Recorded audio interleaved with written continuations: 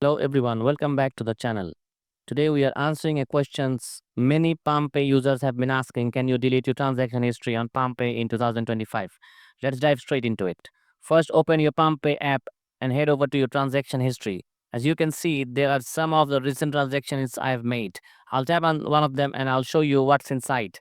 Here's the transaction I did on February 8th. It's marked as completed. When you scroll down, you'll see details like transaction ID, the recipient, the receipt, and the options to save or share the transaction as a PDF.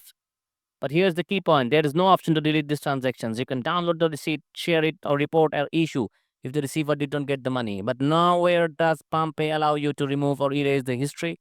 I checked thoroughly. Even on the Palm or main page for the transactions, there's no button or setting for deleting transaction records. So, to be very clear, Palmpay does not currently offer a way to delete your transaction history on receipts. Why? Likely due to regulatory reasons, financial apps are required to maintain transaction logs for accountability and fraud prevention.